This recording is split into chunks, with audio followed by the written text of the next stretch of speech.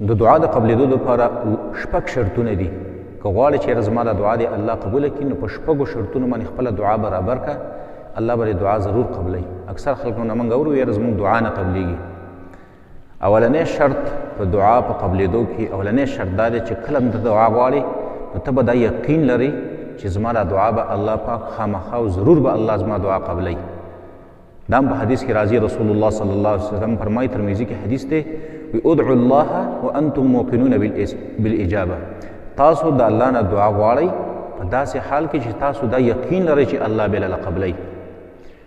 دویم شرط په دعا کې دا دی چې کله ته دعا غواړې نو ستا دا زړه به حاضري، غفلت به ستا په زړه کې نه وي. دا هم په حدیث کې راځي او ترمذي کې دا هم حدیث هم دی، دقه حدیث کې دی چې رسول الله صلی الله علیه وسلم فرمایي، واعلموا ان الله لا يستجيب دعاء من قلب غافل لاهن. رسول الله صلی الله علیه وسلم فرمایي په دې پوه شئ چې الله پاک د غافل زړه نه دعا نه قبلوي. مثلا ته دې کې ناستې سوچونه دي په بل ځای کې او یاره الله نه غواړي چې الله ماله دا وکړي او ماله دا وکړي، دا دعا الله پاک نه قبلوي. دریم شرط په دعا کې دا دی چې ته به ستا دا خوراک چې دی دا به حلال خوراک وي، ستا رزق چې تا ته کومه میلاویږي دا به حلالي، دا به حرام نه وي. دا هم په حدیث کې راځي، مسلم کې دا حدیث دی چې رسول الله صلی الله علیه وسلم د یو سړي تذکره وکړله چې په اوږد سفر باندې تللی، یو ګرد غبار هم والی، سر یې ببر سري او په سفر باندې وي او لاسونه الله ته چوت کړي او یا ربي یا ربي یا الله یا الله، د الله نه غواړي. او رسول الله صلی الله علیه وسلم فرمایي ومطعمه حرام ومشربه حرام وملبسه حرام وغذي بالحرام. د دې سړي جامه د حرامو ده، سکا کې د حرامو دی، خوراک کې د حرامو دی، غذا ته د حرامو ملاویږي. نو رسول الله صلی الله علیه وسلم فرمایي فانا یستجاب. د دې سړي دعا به الله بیا څنګه قبوله کړي چې هر څه د حرامو دي.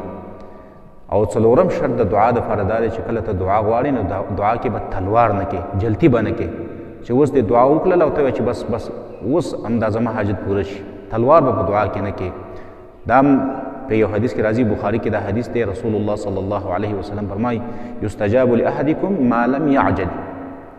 ستاسو دعا الله قبلی تر څو چې تاسو تلوار نه کوئ. او تلوار دی ته وایي رسول الله صلی الله علیه وسلم یقولو، دا بنده وایي چې دعوت فلم یستجب لی، ما دعا وکړه او قبوله مې نه شوله. داسې خبرې به نه کې، تلوار به الله پاک دعا ضرور قبلی. پنځم شرط په دعا کې دا دی چې کله ته دعا غواړې نو په سازگار ماحول کې چې کله تا باندې څه مشکل حالت نشته، خوشحالۍ دي، راحتونه دي، په هغه کې ته دعاګانې غواړې نو الله به بیا ستا په مصیبتونو کې ستا دعاګانې قبلوي. دا هم په حدیث کې راځي، ترمذي کې دا حدیث دی، ابي هريره رضی الله تعالی عنه فرمایي رسول الله صلی الله علیه وسلم فرمایلی دي من سره ان یستجیب الله له عند الشدائد والکرب فلیکثر الدعاء فی الرخاء. رسول الله صلی الله علیه وسلم فرمایي چاله چې خوشاله کوي دا خبره چې الله دې د دعاګانې په مصیبتونو او تکلیفونو کې قبولې کړي، دا سړی دی د الله نه دعا غواړي او ډېره دعا دې غواړي په راحتونو کې او په خوشحالو کې. اوس مثلا صحتمنې اوس ته دعاګانې غواړي نو په سبا ته بیمار شي، الله به ستا په بیمارۍ کې دعا قبلوي. اوس ته مالدار یې او په مالدارۍ کې د الله نه دعا غواړي، سبا به تا باندې غریبي راله او په هغې کې ته دعا غواړې نو الله به له ضرور قبلوي. شپږم شرط په دعا کې دا دی چې کله ته یو بل مسلمان دپاره د هغه په نه موجودګۍ کې ته د هغه دپاره دعا غواړې، یو بل مسلمان دی د هغه دپاره د هغه په نه موجودګۍ کې ته د هغه دپاره دعا وغواړې نو دا سبب د دې ګرځي چې ستا دعا به الله قبلوي. مسلم کې دا حدیث دی، ابي درداء رضی الله تعالی عنه فرمایي رسول الله صلی الله علیه وسلم ما اورېدلی دي چې فرمایلی ما من عبد مسلم يدعو لاخيه بظهر الغیب الا قال الملك ولك بمثل. رسول الله صلی الله علیه وسلم فرمایي کله چې یو بنده د یو ورور مسلمان دپاره د هغه په نه موجودګۍ کې دعا وکړي، څه وله وغواړي نو یو ملک هغه پې امین هم وایي او هغه ملک دا هم وایي چې ستا دپاره هم دغه شی، دا کم شی چې تا د هغه دپاره وغوښتو دا ستا دپاره هم شو.